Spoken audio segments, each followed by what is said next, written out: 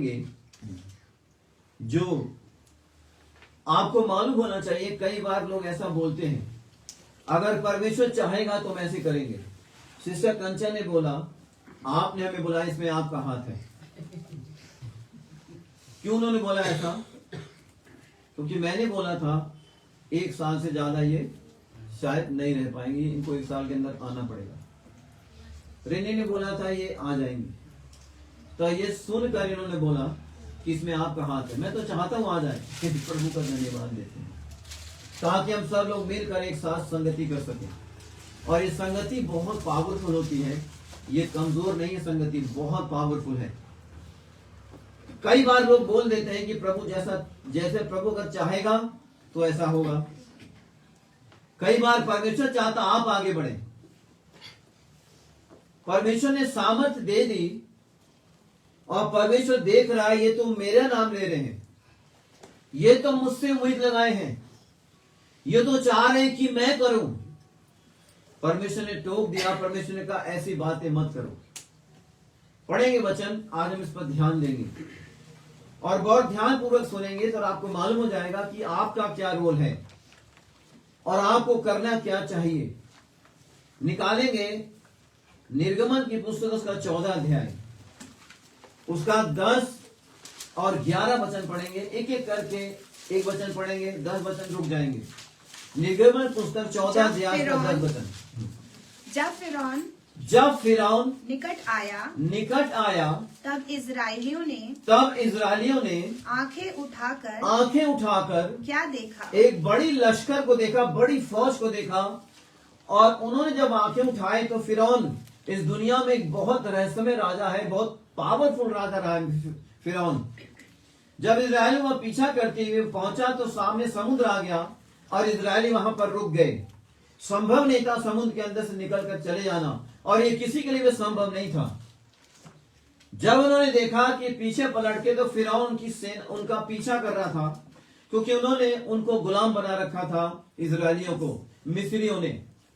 जब उन्होंने पलट कर देखा तो देखा बड़ा लश्कर पूरे हथियारों के साथ इजरायलियों के पास पहुंचने वाला था। तब वो बहुत घबरा गए। तब उन्होंने कहा, पढ़ेंगे 11 वचन।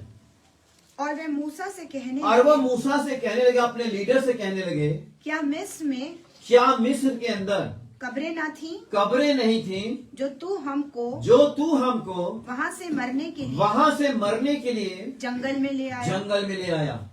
बस यही तक पढ़ेंगे। परमेश्वर ने, आप जानते हैं ये घटना कोई आपके लिए नई नहीं है। परमेश्वर ने मूसा को जब चुना इजरायलियों का लीडर होने के लिए, उसने एक लीडर तैयार किया। परमेश्वर हमेशा एक लीडर देता है ताकि उसकी अगुवाई में पूरा लश्कर चले। वो गेशोन से निकलकर मरुस्थल पार करके सिनाई डेजर्ट को पार करके वो कनान जाना था। कनान को पहुंचाने का मकसद परमेश्वर का एक बहुत बड़ा था। वो केवल एक जमीन में नहीं भेज रहा था उनको, उसका मकसद कुछ बहुत बड़ा था परमेश्वर का, जो उन्हें कनान देना चाहता था। कई बार लोग सोचते हैं कि कनान में भेजने की जरूरत क्या है, और मैं कहता हूं सोचो, अगर आपके मन में बाइबल के सवाल नहीं आए तो आने चाहिए कि परमेश्वर ने क्यों कनान भेजा। ये दुनिया किसकी बनाई गई है?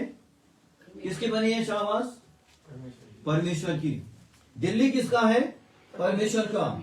गेशोन किसका है? परमेश्वर का। मिस्र किसका है? परमेश्वर का। तो वो भी कोर्ट की जमीन है, क्योंकि परमेश्वर ने कहा जो कुछ मैंने बनाया सब मेरा है।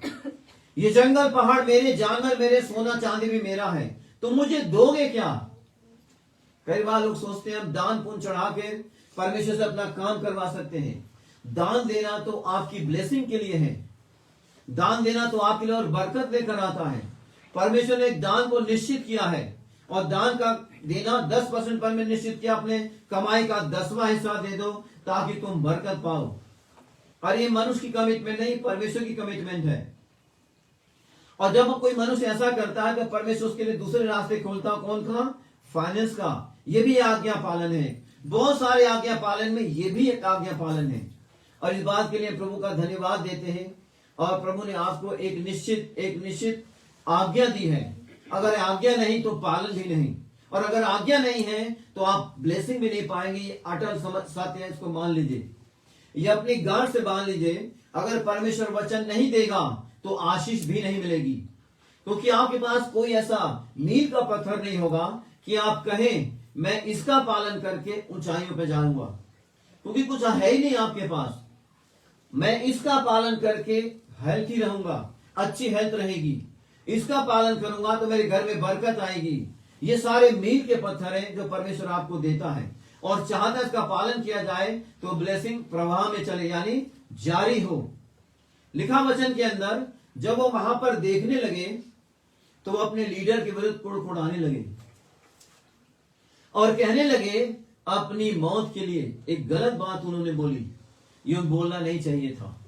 कल मेरे से एक व्यक्ति ने बोला, हमारी ही रिलेटिव हो, कि मेरे पति मुझसे कह रहे थे कि तेरा तो रहना ठीक है, अगर मैं चला जाऊं तो चला जाऊं, कोई बात नहीं, और वो जल्दी चले गए।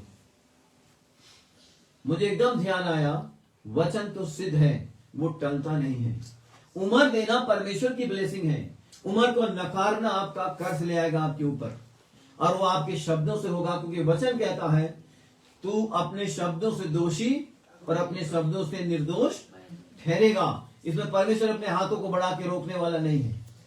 तो परमेश्वर ने जब मूसा को चुना और कहा इनको निकाल कर कनान लाओ, कनान पहुंचने का बहुत भारी मकसद था परमेश्वर का। परमेश्वर केवल एक जमीन नहीं दे रहा था, उसका एक दूसरा भी बहुत बड़ा मकसद था, जो मैंने आपको कई बार बताया है। कनान में कुछ लोग ऐसे रहते थे जो परमेश्वर की योजना में थे ही नहीं कभी, और वो वहां पर थे, परमेश्वर को वहां से हटाना मांग रहा था, और योजनाबद्ध तरीके से जो योजना में थे उन्हें पहुंचाना मांग रहा था। ये भी एक बड़ा मकसद था परमेश्वर का। और जब समुद्र सामने आया तो लिखा बाइबल के अंदर इजरायली कुड़कुड़ाने लगे अपनी मौत के लिए। उन्होंने बोला क्या कब्रें नहीं थी? आगे पढ़ेंगे इस वचन को, 11-12 वचन पढ़े। और वे मूसा से कहने लगे, और वह मूसा से कहने लगे, क्या मिस्र में कब्रें ना क्या मिस्र में कब्र नहीं थी जो तू हमको वहां से मरने के लिए जंगल में वो ले लीडर आया? से कहने लगे मरने के लिए जंगल में ले आया। मूसा लाया काहे के लिए था? उन्हें मरने के लिए कि विश्राम में पहुंचाने के लिए, उन्हें विश्राम में पहुंचाने। विश्राम का मतलब है, कनान का मतलब है परमेश्वर का विश्राम, यानी परमेश्वर की वो ब्लेसिंग, जहां पर परमेश्वर उनको पहुंचाना मांग रहा था, उसका वो वेट करते और परमेश्वर ने देता, इसलिए वो उनको पहुंचाना मांग रहा था। लिखा है, आगे पढ़े सिस्टर। तूने हमसे यह क्या किया कि हम मिस्र से निकाल लाया? तू हमें मिस्र से निकाल कर लाया है, क्या हम तुझसे अब हमारे सामने मौत खड़ी है। परमेश्वर का धन्यवाद देते जब मनुष्य किसी समस्या में फंस जाते हैं। ऐसी किसी भी समस्या केवल इजरायलियों को नहीं आई थी, आज भी लोगों के जीवन में आती है समस्याएं। और वो लोग जो बिलीवर है, विश्वास करते हैं, जो कट्टर बिलीवर हैं, जो वास्तव में बिलीवर हैं, वो उस समय निकलने का उपाय सोचते हैं, उस समस्या से निकलने का उपाय सोचते हैं, कुड़कुड़ाते नहीं है। वो सोचते हैं इससे निकला कैसे जाए, समस्या से कैसे इससे निकला जाए। भाई सुंदर बोला है, समस्या में पड़े, बहुत बड़ी समस्या में, तो हमने क्या किया? प्रार्थना करना शुरू किया, प्रेयर करते गए। वो भारी समस्या में पड़ सकते थे उनसे, मगर कुछ समय के बाद वो निकल आए। निकालने का कारण क्या था? प्रार्थना। निकालने का, उससे निकल जाने का रास्ता क्या होता है? प्रेयर। अनिल भैया बहुत बड़ी समस्या में पड़े, उनकी जान के ऊपर बात आ गई, तो समस्या से निकलने के लिए हमने किया क्या? प्रेयर। यहां जब वो घिर गए तो वो अपने लीडर पर ही कुड़कुड़ाने लगे। लीडर मारने के लिए नहीं लाया था, लीडर तो परमेश्वर के आदेश से लाया था, और बचाना किसका काम था? परमेश्वर का। उनको सिर्फ ये करना चाहिए था, वो परमेश्वर की ओर देखें। लीडर को परमेश्वर ने लाठी के रूप में पावर दी थी। लाठी एक चरवाहे की मानी जाती है, और यीशु के हाथ में जब आप चरवाहा की फोटो देखते होंगे तो ज्यादातर उसके हाथ में लाठी देखते होंगे। चरवाहा का मतलब ही होता है एक लाठी लेकर चलना, ताकि पीछे आने वाली भेड़ों को वो रास्ता दे, उसका वो मार्गदर्शन करें।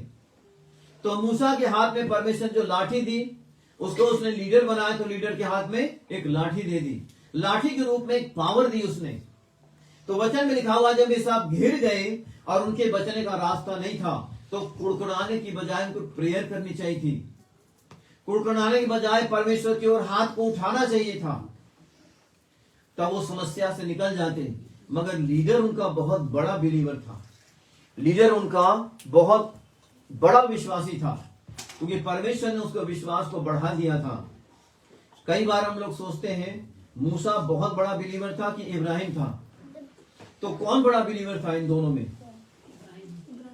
इब्राहिम। क्यों बिलीवर था इब्राहिम बड़ा, सबसे बड़ा बिलीवर इब्राहिम क्यों माना जाता है? Praise the Lord. उसने बगैर देखे बिलीव किया, कुछ नहीं था, और ऐसी जगह से निकलने का परमेश्वर ने आदेश दिया। और मूसा कौन था? देख के बिलीव किया उसने एक बार इनकार किया, मगर परमेश्वर ने उसे दिखाया पावर, देख पावर, तो मूसा के मन में जान पे जान आ गई। अब जब वहां पर गया तो उसने उस मिरेकल को देखा जो परमेश्वर ने फिरौन के दरबार में किया, वो और मजबूत हो गया। जब उसके सांप, लाठी के सांप ने उनके सांपों को निगल लिया, मूसा और बिलीवर हो गया।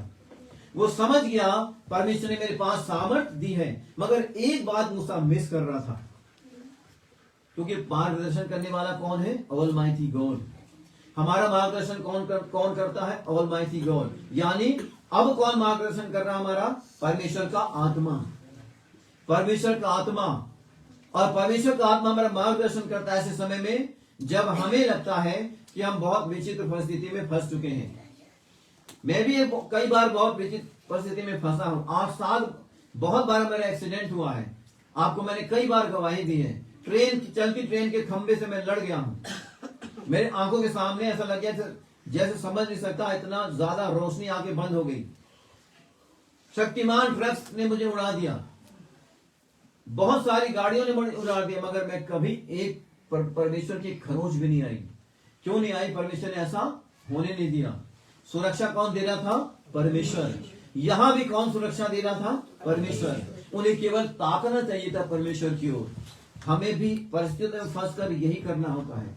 जब हम बहुत गलत परिस्थितियों में फंस जाते हैं तो हमारा काम भी यही होता है, हम केवल बुद्धि का काम न लें। कभी बुद्धि पे आपको प्रीच करूंगा, बहुत शानदार वचन है कि आखिर शैतान ने इस्तेमाल क्या किया इंसान के लिए। परमेश्वर का धन्यवाद हो। तो जब उन्होंने देखा हम फंस गए, तो उन्होंने आगे पढ़े, इसको 13 वचन पढ़े सिस्टर। मूसा ने लोगों से कहा, डरो मत। मूसा ने बिल्कुल ठीक कहा, डरो मत। केवल खड़े रहो, वह उद्धार का काम देखो। ये मूसा ने इस बात को उनको किस बात के लिए उनको एक तरीके से डांटते हुए बोला, डरो मत, केवल परमेश्वर का कार्य देखो। और एक और बात बोली, शांत रहो, चुपचाप रहो, कुड़कुड़ाओ मत, क्योंकि परमेश्वर को कुड़कुड़ाना बिल्कुल पसंद नहीं है। परमेश्वर को कुड़कुड़ाना बिल्कुल नहीं पसंद है, तो इससे परमेश्वर का इंसल्ट होती है, परमेश्वर की इससे इंसल्ट होती है। वचन में लिखा हुआ है, आगे पढ़े सिस्टर। यहोवा आप ही तुम्हारे लिए लड़ेगा। यहोवा, परमेश्वर को ये कहना अच्छा नहीं लगा। परमेश्वर को मूसा का ये कहना अच्छा नहीं लगा कि यहोवा आप ही तुम्हारे लिए लड़ेगा। परमेश्वर को पसंद नहीं आया ये कहना। जब हम भी ऐसी परिस्थिति में फंसते हैं, हम भी कहते हैं परमेश्वर आप हमारे लड़े, परमेश्वर हमारे लिए लड़ेगा। परमेश्वर ने मूसा को रोका। परमेश्वर ने मार्था को भी रोक दिया था। किस बात के लिए रोका था? उसे मरे हुए 4 दिन हो गए लाजर को, उसमें तो स्मेल आ रही होगी, प्रभु वो कैसे जीवित होगा? यीशु ने टोक दिया, रोक दिया उसे थोड़ी झिड़की लगाई यीशु ने और कहा, मैंने तुझसे कहा नहीं था, अगर तू बिलीव करेगी तो परमेश्वर की महिमा को अपनी आंखों से देखेगी, तेरे आंखों से दिखाई देगा, तू बिलीव करेगी जीसस के ऊपर। परमेश्वर ने जब परमेश्वर ने मिस्र से लोगों को निकाला, परमेश्वर ने 2 काम बहुत बड़े बड़े किए थे। परमेश्वर उनके विश्वास के आधार को तोड़ दिया। उसका बड़ा कारण था वो गलत जगह बिलीव कर रहे थे, इसलिए उनको तोड़ना पड़ा। पर कई बार हम गलत जगह बिलीव करते हैं। आप इस समय आप दुनिया में कुछ लोगों को, इंसानों बिलीव करें, जो वास्तव में ऐसा होगा, अच्छा होगा, वो आपके विश्वास को नहीं तोड़ेगा। मगर जो स्थान ठीक नहीं होगा वो विश्वास को तोड़ देगा। तो बाइबल लिखा हुआ, परमेश्वर के आधार को तोड़ा और उनको बता दिया, ऑलमाइटी गॉड मैं हूं। अगर परमेश्वर नहीं बताता उन्हें कभी मालूम, मिस्र वासियों को नहीं मालूम पड़ता। परमेश्वर का धन्यवाद देते हैं। तो जब उसने मूसा ने कहा परमेश्वर तुम्हारे लिए आप लड़ेगा, परमेश्वर को ये पसंद नहीं आया। परमेश्वर ने कहा आगे पढ़े। तब यहोवा ने मूसा से तब यह 15 वचन पढ़े। परमेश्वर ने मूसा को टोक दिया, तू क्यों मेरी दुहाई तू देता मेरी है? दुहाई क्यों देता है? इस्राएलियों को आज्ञा दे, इस्राएलियों को आज्ञा दे, मेरी दुहाई मत दे। परमेश्वर के पसंद नहीं आए, प्रभु ने टोक दिया, मेरी दुहाई मत दे, क्योंकि मैंने तुझे सामर्थ दे रखी है, मैंने तुझे अधिकार दिया हुआ है, मैंने तुझे पावर दे रखी है, मैंने तुझे बता दिया है, तू उस पावर का इस्तेमाल कर मेरी दुहाई। इनसे मत कह मैं आऊंगा, इनसे मत कह कि मैं आसमान से नीचे आऊंगा, इन्हें समुद्र को आज्ञा दे, मेरी दुहाई मत दे। हमारे पास यीशु का नाम है, हमारे पास यीशु का बिलीव है। कई बार हम कहते हैं यीशु मसीह आप आ जाइए, हमारी मदद करिए। आपको मदद परमेश्वर भेज चुका है, आपके पास सामर्थ मिल चुकी है, आपके पास यीशु का नाम है, आपके पास यीशु का बिलीव है। आगे बढ़े परमेश्वर चाहता है।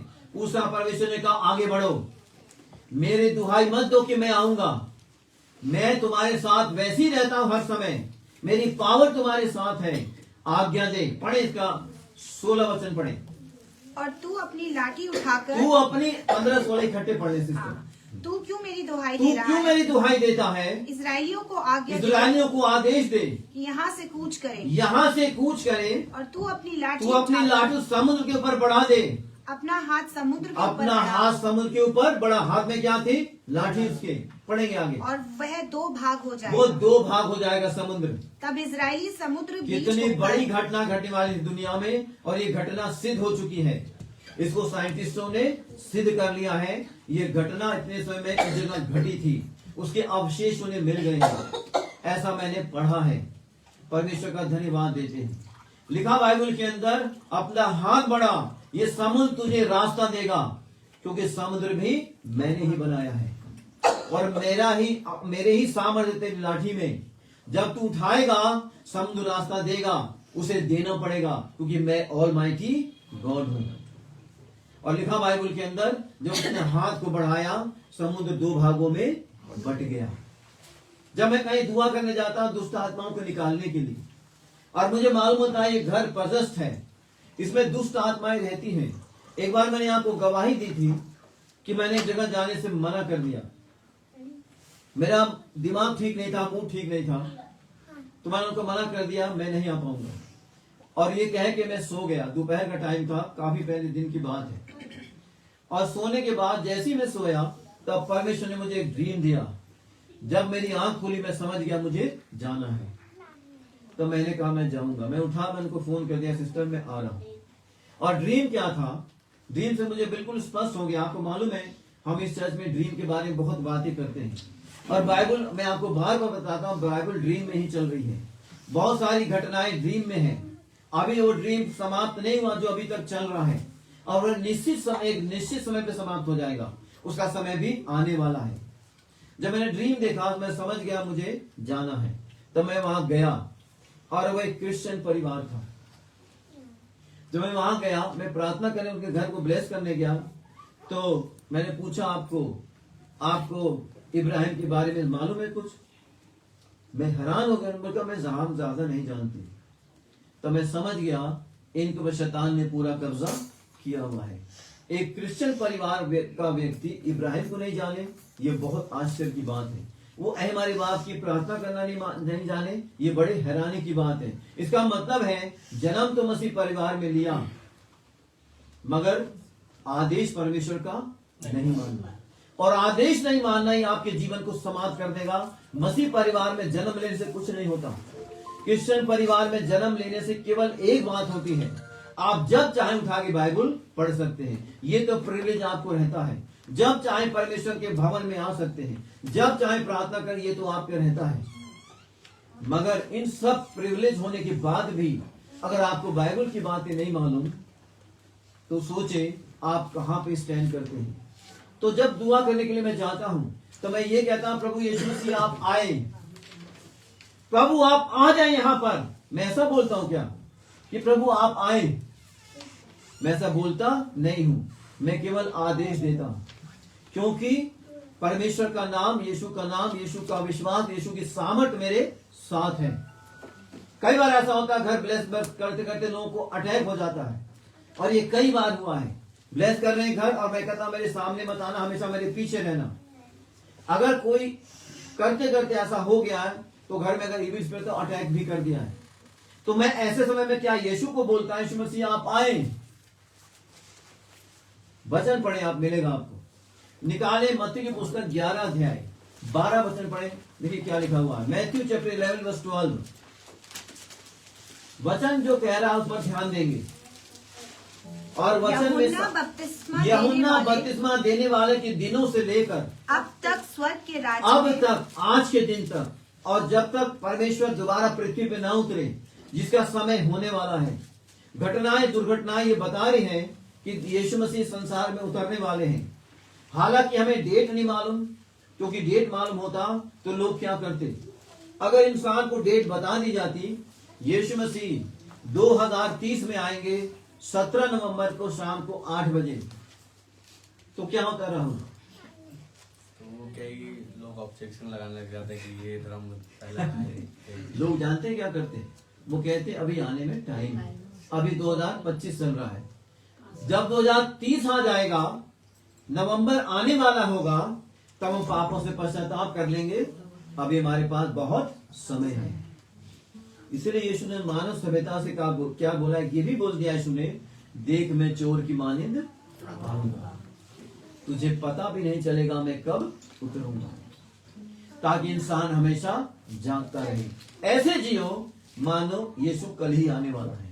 और अगर आप ऐसे जिएंगे मानो यीशु कल आने वाला है, मान लीजिए वो कल नहीं आता है, कोई बात नहीं, परसों आ सकता है, तो जीना कैसे चाहिए? जैसे यीशु कल ही आने वाला है। अगर आप ऐसे जीना शुरू कर देंगे तो परमेश्वर को पसंद आएगा आपका जीवन शैली। परमेश्वर को आपका जीवन शैली पसंद आने लग जाएगा, और जो परमेश्वर को पसंद आ जाए तो परमेश्वर क्या बोलेगा उससे? एक वचन बाइबल में है, परमेश्वर को एक व्यक्ति पसंद आ गया तो परमेश्वर ने बोला ये मेरे मन के अनुसार है, ये मेरे मन के अनुसार है, और ये मेरे प्रिय पुरुष। Praise the Lord.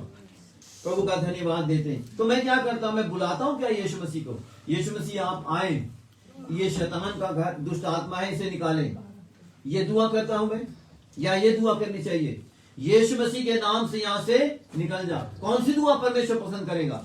ये कि यीशु आप आए, ये दुआ यीशु नाम से चले जाओ, क्योंकि यीशु ने बता रखा है, जो लिखा बाइबल के अंदर, यूहन्ना बपतिस्मा देने वाले के दिनों से लेकर आज तक के राज्य में स्वर्ग के राज में बलपूर्वक प्रवेश हो रहा, बलपूर्वक, और बलवान उसको छीन लेते हैं। Praise the Lord. ऐसे आदमी परमेश्वर पसंद करता है, ऐसे नहीं जो लोग वेट करते हैं प्रभु आप आए।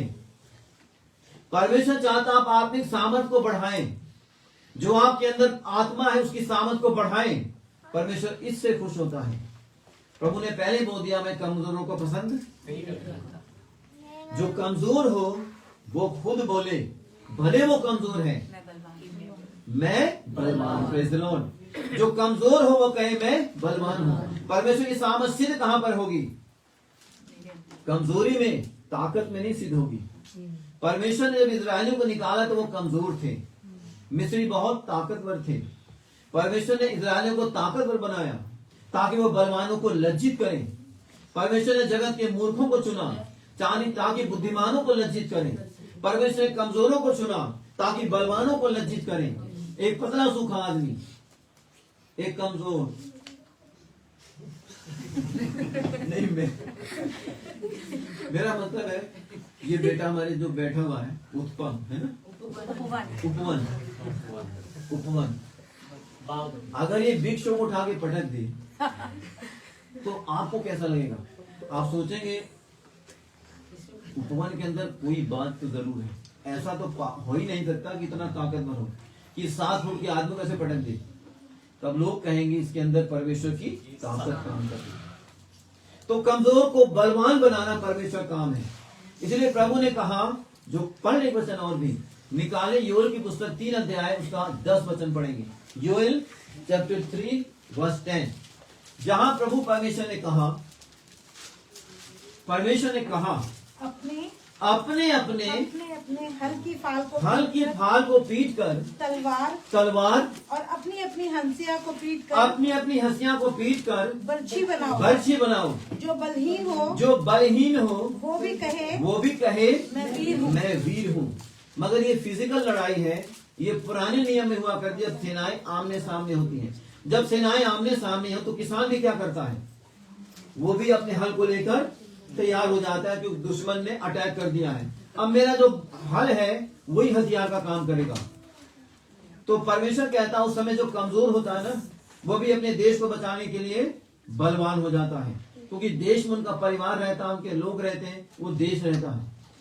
तो लिखा बाइबल के अंदर, बचाने के लिए अपने जो कमजोर ना पतला सूखा, जो किसी का मुकाबला नहीं कर सकता, वो भी अपनी छाती को चौड़ा कर ले ऐसे करके और कहे मैं ताकतवर हूं। तो जो आगे लोग होंगे उन्हें ताकत मिलेगी, उनका भी छाती चौड़ी हो जाएगी। मगर ये फिजिकल लड़ाई की बात नहीं है। आज तलवार कौन सी है जो हम इस्तेमाल करते हैं? परमेश्वर का वचन। लिखा है परमेश्वर का वचन जो मेरे मुंह से निकल रहा है यही हमारे लिए तलवार है। मगर किसके लिए है? इंसानों के लिए नहीं है, ये तलवार है शैतान के लिए। परमेश्वर का वचन दो धारी तलवार के समान है, जो अंदर और बाहर दोनों छेद देता है। तब हम बोलते हैं हे शैतान इससे दूर हो जा। हम वो ये तलवार लेके नहीं आते जो, क्योंकि वचन में लिखा हुआ है जो तलवार चलाते हैं वो तलवार से ही, ये हिस्टोरिकल सत्य है, जो तलवार चलाते हैं वो तलवार से ही, ऐतिहासिक सत्य है ये। हिटलर के बारे में आप जानते हैं ना, हिटलर क्रूर गिना जाता है और अलेक्जेंडर बहादुर माना जाता है। हिटलर बहुत क्रूर था, अंत में वो मरा भी वैसे ही। तो परमेश्वर, ये ऐतिहासिक सच है, परमेश्वर का धन्यवाद हो। तो जब हमारे सामने कोई समस्याएं आती हैं और हम विश्वास करते हैं, तो आपका विश्वास आपको विजेता करता है, आपका विश्वास आपको जयवंत करता है। उसमें हम कुड़कुड़ाते नहीं, प्रभु हम तो हर संडे चर्च जाते थे, हर संडे चर्च। देखिए चर्च आना निहायत जरूरी क्यों होता है? चर्च आना जरूरी क्यों होता है? क्योंकि जब यहाँ वर्शिप होती है, जब यहाँ वचन होता है, जब यहाँ गवाहियां होती हैं, तो आपकी हड्डियां पुष्ट होती हैं। ये साइंटिफिक सच बता रहा हूं, मैंने एक जगह पढ़ा था कि जब यहाँ पर वर्शिप हो रही है, गीत गाए जा रहे हैं और वचन हो रहा है, जब मैं आपको बोल रहा हूं आप सुन रहे हैं ना, अगर ये कान बंद कर दिया जाए तो आपको कोई लाभ नहीं होगा। अगर आपके कान बंद कर दिए जाए तो आपको कोई लाभ नहीं होगा। उसका कारण है क्योंकि कानों से आवाज आपके अंदर उतरती है, तब आपकी हड्डियों को पुष्ट करती है। परमेश्वर का धन्यवाद देते हैं। तब की आपकी हड्डियां मजबूत होती हैं, आपकी मसल्स मजबूत होते हैं। जो 9 बजे की दुआ हमारे यहाँ होती है, आपको मालूम वो सालों साल चलती है, सालों साल से चल रही, वो बंद नहीं होती है। उसमें दिल्ली के बाहर से, इंडिया के बाहर से लोग जुड़ते हैं, मगर लोग बड़े बंद से आते हैं। वो कहीं पर भी हो, अगर कोई बहुत जरूरी काम ना हुआ तो वो दुआ में ही जुड़ते हैं। और हम इंग्लैंड में एक व्यक्ति के लिए दुआ करें, आपको मैंने पहले ही बताया था, लेडी के लिए। उस घर के अंदर एक चेंज होने लगा। वो लेडी थोड़ी थोड़ी बातों पे ध्यान रखती है, तो वो बताती रहती है आज ये चेंज हुआ, 3 दिन बाद बताएगी आज ये चेंज हुआ। उसके बच्चे के दिमाग में चेंज हो रहा है। वो सारे उपाय करके थक गई, अच्छे पैसे वाले लोग हैं, सारे उपाय करके थक गए, मगर जब दुआ शुरू हुई उनके बच्चे के लिए तो चेंज होने लग गया। और दुआ हम कर कैसे रहे?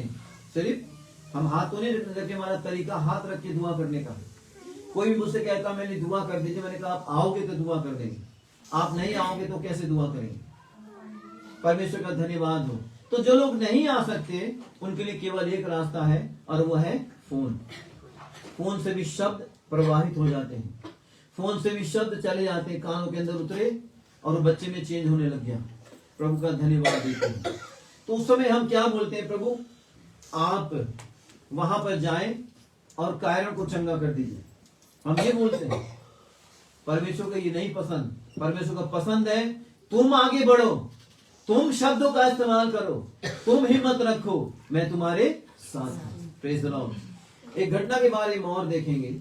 जब मूसा ने लाठी बढ़ाई तो वचन लिखा हुआ, मूसा ने लाठी बढ़ाई और पुरवाई दी परमेश्वर ने, और लिखा समुद्र 2 भागों में बट गया और इस्राएली वहां से निकल गए। अगर वो कहता रहता प्रभु प्रभु आइए, प्रभु का काम देखो, इस्राएलियों प्रभु का काम देखो, तो फिरौन की सेना पहुंच जाती।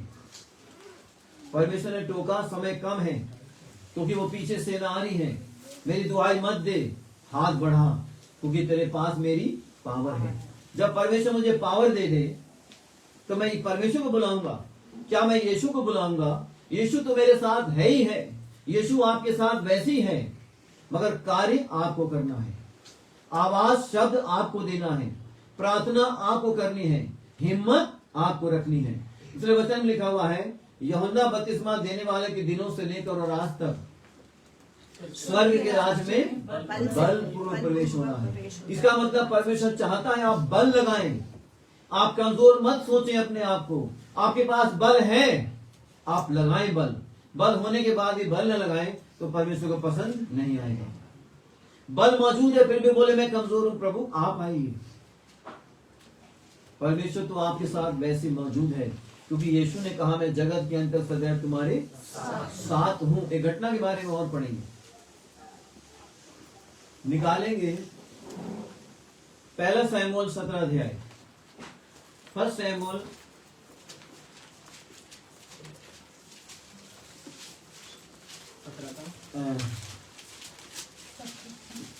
43 वचन पढ़े, देख क्या लिखा हुआ है। और यह समस्त मंडली जान लेगी हाँ कि यहोवा तलवार या भाले के द्वारा जयवंत नहीं करता, हाँ, इसलिए कि संग्राम तो यहोवा का है और वही तुम्हें हमारे हाथ में दे दे। क्या लिखा बाइबल? 43 पढ़ी सिस्टर, आपने 47 पढ़ा। हाँ। तब पलिश्तियों ने दाऊद से तब कहा, पलिश्तियों ने दाऊद से कहा, क्या मैं कुत्ता हूँ क्या मैं कुत्ता हूँ कि तू लाठी लेकर तू लाठी लेकर मेरे पास आता है? ये एक लाठी दाऊद के हाथ में भी थी क्योंकि दाऊद क्या था? चराता था भेड़ बकरी को, अपने फादर की भेड़ बकरी को वो चराया करता था। उसके हाथ में भी यहाँ पर क्या दिखा रहा है परमेश्वर? लाठी है। जब वो लाठी लेकर गोलियत के सामने आया तो गोलियत को लगा ये तो मेरी बहुत बड़ी बेइज्जती हो गई है, क्योंकि योद्धा से योद्धा लड़ते हैं। बिग शो उपवन से नहीं लड़ेगा आके, उपवन कितना भी चैलेंज कर दे, जब मर्जी आके लड़ो उससे, चैलेंज दे दे, तो बिग शो क्या लड़ेगा आके उपवन से? कैमरे लगे हो, मीडिया आ गई हो, लोग कहेंगे बिग शो अगर लड़ेगा तो बिग शो की क्या हो जाएगी? इंसल्ट हो जाएगी। क्यों होगी? सोचे कि यार मैं तो योद्धाओं से लड़ता हूं, मैं इतने कमजोर से लड़ूंगा, हरा भी दूंगा तो मेरी क्या उसमें वाई होगी। यही लगा, किसको लगा? गोलियत को। उसने लगा छोटा सा लड़का मुझसे लड़ने आया तो उसे श्राप देने लग गया, उसे वो कस करने लग गया और कहने लगा क्या मैं कुत्ता तू लाठी लेके आया? योद्धाओं को भेज, क्योंकि मैं योद्धा हूं। योद्धा योद्धा से लड़ते हैं, कमजोर से नहीं लड़ते। उसको नहीं मालूम था ये तो परमेश्वर का योद्धा है, वो तो शारीरिक योद्धा की बात देख रहा था, मगर ये योद्धा कौन था? जो गॉड का योद्धा था। और गॉड के योद्धा से बढ़कर कोई योद्धा नहीं होता है। बाइबल में ऐसा ही लिखा हुआ है। 43 पूरा पढ़ ले सिस्टम। तब पलिश्तियों ने दाऊद से कहा, तब पलिश्तियों ने दाऊद से कहा, क्या मैं कुत्ता हूँ क्या मैं कुत्ता हूँ कि तू लाठी लेकर तू मेरे पास लाठी आता है? लेकर मुझसे लड़ने आया है। तब पलिश्ती अपने देवताओं तब के पलिश्ती अपने देवताओं का नाम लेकर दाऊद को कोसने लगा। दाऊद को कोसने लगा। फिर पलिश्ती ने दाऊद से कहा, फिर पलिश्ती ने दाऊद से कहा, मेरे पास आ, मेरे पास आ, मैं तेरा मांस आकाश के पक्षियों को और वन पशुओं को दे और दूंगा। वन पशुओं को दे दूंगा। अब 45 वचन पढ़े इसका। दाऊद ने पलिश्ती से कहा, तू तो तलवार और और भाला लेकर आया और है सांग लिए हुए और सांग लेकर आया है, मेरे पास आता है, प्रेज द लॉर्ड। परंतु मैं सेनाओं के यहोवा परमेश्वर का नाम लेकर आता मेरे हूँ। पास हालेलुया, परमेश्वर की महिमा हो। ये योद्धा जिसको गोलियत छोटा समझ रहा था, ये तो बहुत बड़ा योद्धा था। उसे नहीं मालूम था कुछ ही सेकंडों में ये छोटा योद्धा तेरे जैसे बड़े योद्धे को गिरा देगा। अब 47 वचन पढ़े सिस्टर। दाऊद के मन में क्या था? दाऊद ने क्या बोला लोगों से? और ये समस्त मंडली जान लेगी कि यहोवा तलवार या भाले से के द्वारा जयवंत नहीं नहीं होता। इसलिए कि संग्राम तो इसलिए कि संग्राम यहोवा का है। यहोवा का। Praise the Lord.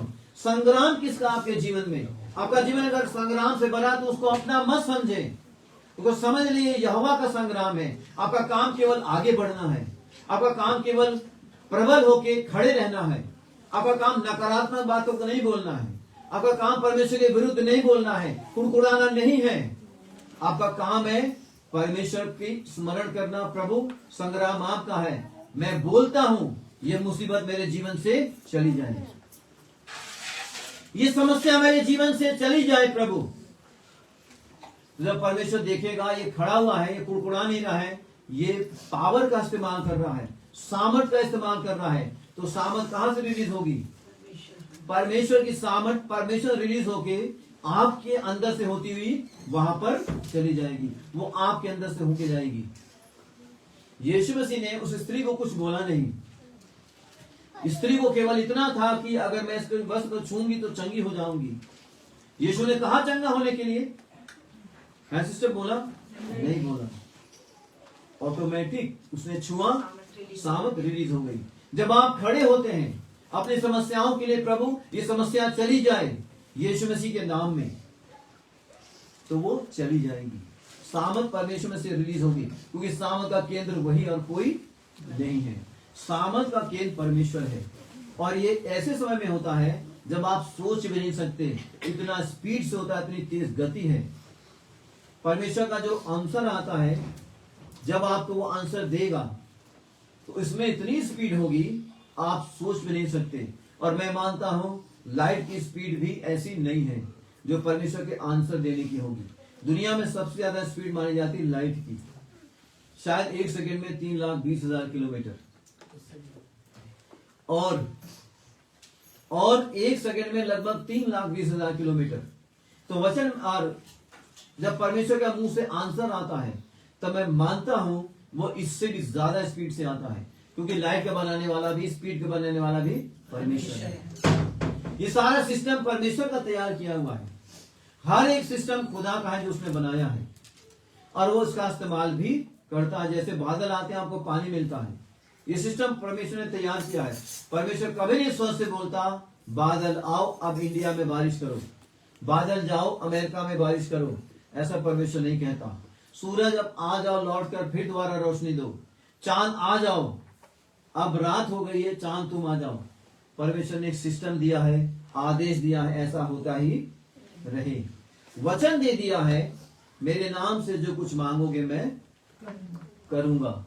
तो मांगने के लिए परमेश्वर ने बोला है, आपका काम केवल मजबूती से खड़े रहना है उस जगह पे।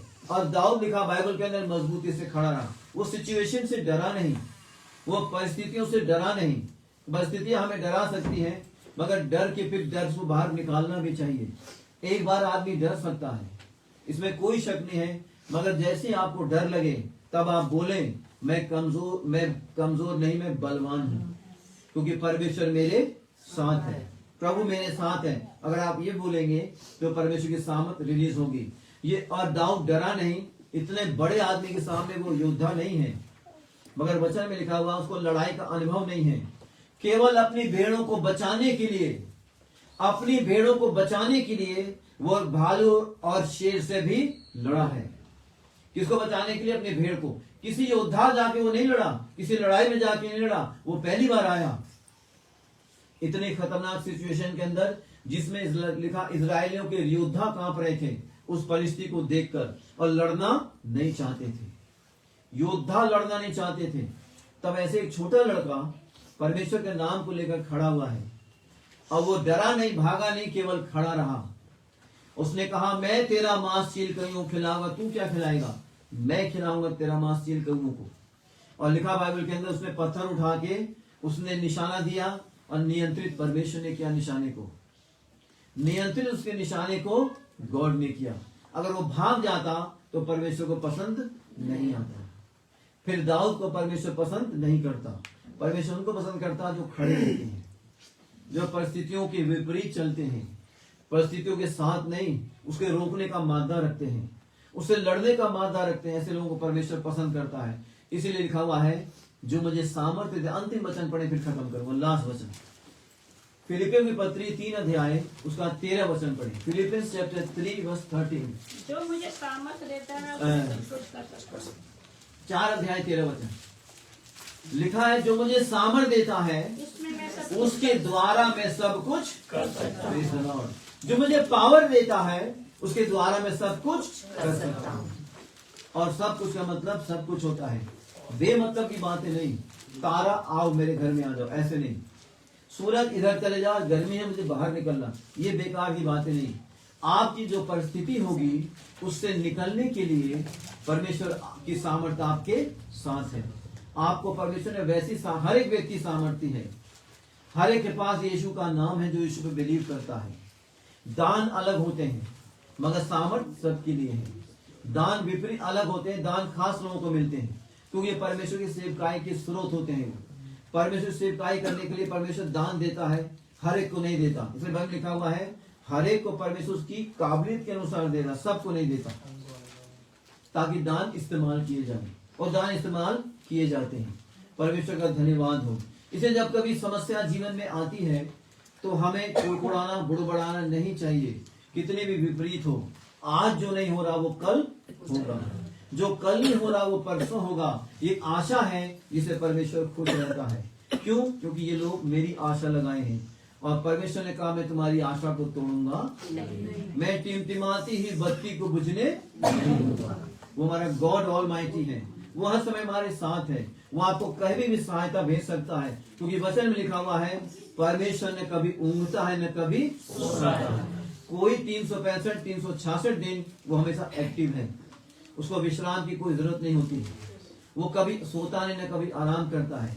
इसलिए परमेश्वर कहता है कि जब भी दुआ करोगे मैं मौजूद हूँ। और इसीलिए जब मेरे पास फोन आते हैं दिन में 24 घंटे में किसी भी समय, चाहे सुबह भोर हो, चाहे आधी रात हो, चाहे दिन हो, मैं हमेशा फोन उठा, मैं कभी अपना फोन बंद नहीं करता। क्यों नहीं करता? क्योंकि मुझे भी लगता है अगर कोई मुझे रात में फोन कर रहा है तो कुछ आशा से कर रहा है, कुछ उम्मीद से कर रहा है, और इसलिए मैं उसको बंद नहीं करता। परमेश्वर का धन्यवाद देते हैं कि उसने प्रार्थना करने का समय दिया, प्रार्थना करने की बरकत दी है। और प्रभु इस वचन पे और आप पर बहुत आशीष दे। प्रभु की महिमा हर समय हो, सदा काल तक परमेश्वर की महिमा होती रहे। हम एक गीत गाएंगे, उसी के साथ अपनी भेंटें प्रभु को चढ़ाएंगे। और